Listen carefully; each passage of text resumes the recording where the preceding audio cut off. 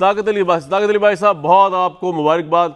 आपने जो है वो बग़ैर अपने किसी भी मेंबर को या इत्तेहादी को प्रेशराइज़ किए बगैर, उनको इन्फ्लुएंस किए बगैर, टेलीफोन करवाए बगैर, स्पोर्ट्समैन स्पिरिट का मुजाहरा करते हुए 11 टीम थी मुकाबले में क्रिकेट की, तो आपने 11 ही अपनी टीम उतारी। आपने कोई 8 लाख 10 लाख 15 लाख 20 लाख लोग लेके नहीं आए 11 के मुकाबले में।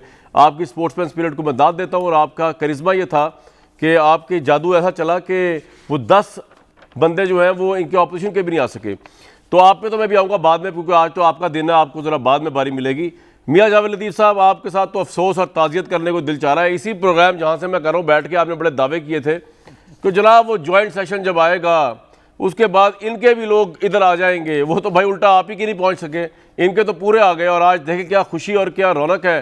सदाकत अली भाई साहब जो पिछले 8-10 दिन से मायूस मुबैना तौर पर फिर रहे थे, लग रहा था इनकी हुकूमत अब गई कटी पतंग की तरह, आज तो इतने खुश है। और आपके चेहरे के ऊपर जो है सिर्फ ताज़ियत का रंग ही है, इसलिए मैं कहा ताज़ियत कर लूँ। बहुत अफसोस हुआ। मियाँ जावेद लतीफ़ साहब, माइक आपके पास है।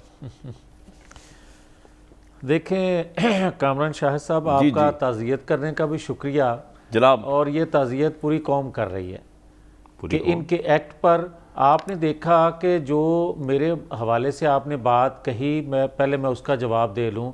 आमर लियाकत की गुफ्तगू के बाद भी क्या मुझे को बोलने की जरूरत है? भाई रिजल्ट वो होता है जो आए नजर। मियाँ साहब तुसी रिजल्ट पूरा नहीं दिता ना, तुसी इन्होंने बंदे पूरे नहीं लेके आए अपने बल, तुसी हार गए हो, शिकस्त मानो ते अगे चलो।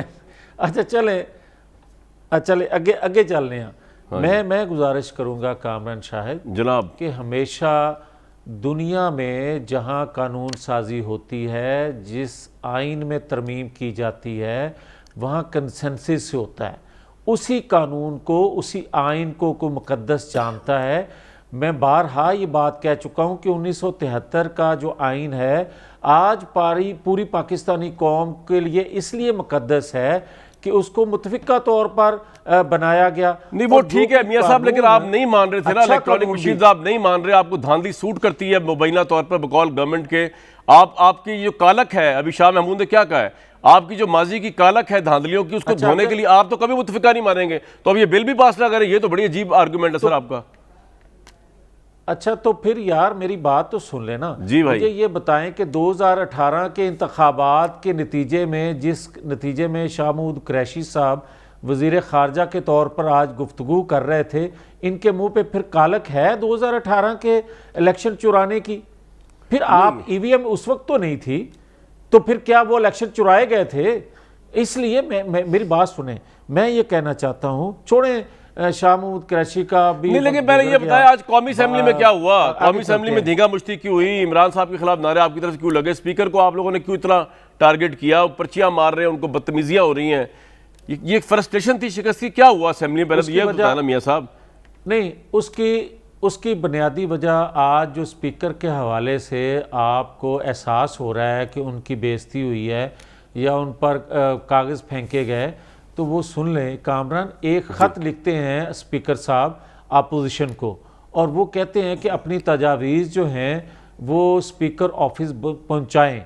जब उसके जवाब में अपोजिशन लीडर जो है वो तजावीज़ उनको देते हैं, तो उसको डिस्कस किए बगैर, कोई मीटिंग बुलाए बगैर, उसको देखे बगैर अगले दिन जॉइंट सेशन हो जाता है। मैं तो ये कहता हूं कि आज स्पीकर साहब को अनाउंस करना चाहिए था हाउस में कि भाई जिस तरह आपने कहा कि मेरे से बाला चीजें हैं, मुझे तो जो मैंने आपको खत लिखा था मैं उसका जवाब, लेकिन आपने हंगामा क्यों किया यार? आज शिकस्त को ग्रेसफुली एक्सेप्ट करना चाहिए, हंगामा क्यों किया आप लोगों ने? नाराबाजी क्यों की?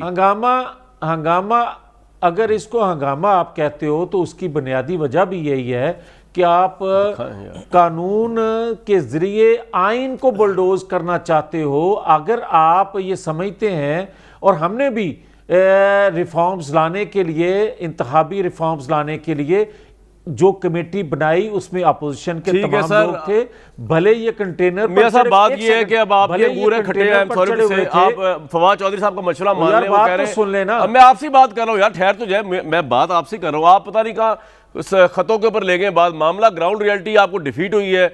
आपने एक हवा बनाई हुई थी कि जी ये तो हुकूमत जाने वाली है, एक पेज फट चुका है।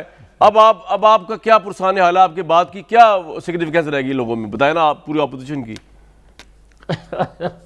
अच्छा, अब थोड़ा सा मुस्कुरा दें और हौसले से मेरी बात सुन लें, क्योंकि ये बातें जरा सख्त हैं। थोड़ा हौसला मैं बना ये रहे कह हैं रहा हूँ आपको। जी जी जी जी। अच्छा, मैं हौसले में हूँ, मेरा कोई इशू नहीं है।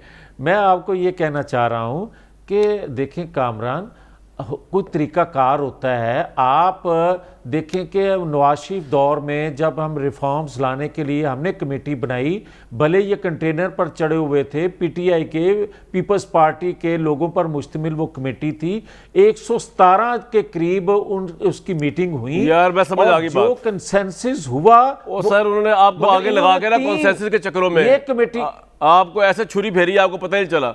मैं से पहले सदाकत साहब के पास आऊं। मजहर अब्बास साहब, आज पार्लिमान का तारीख का सुनहरा दिन है या जिस तरह ऑपोजिशन कह रही है स्याह दिन है? आपका ऑब्जेक्टिव एनालिसिस। शुक्रिया कामरान। देखिए, इस वक्त जो सूरत हाल है वो तो बहुत वाज़ेह है। गवर्नमेंट ने अपने नंबर्स पूरे कर लिए, अपोजिशन के वैसे भी नंबर्स पूरे नहीं थे। अपोजिशन सिर्फ इस चीज़ पर रिलाय कर रही थी कि अगर इत्तेहादियों के दरमियान और हुकूमत के दरमियान मामला तय नहीं होते तो नेचुरली मेरा ख्याल है सेशन ही नहीं होता।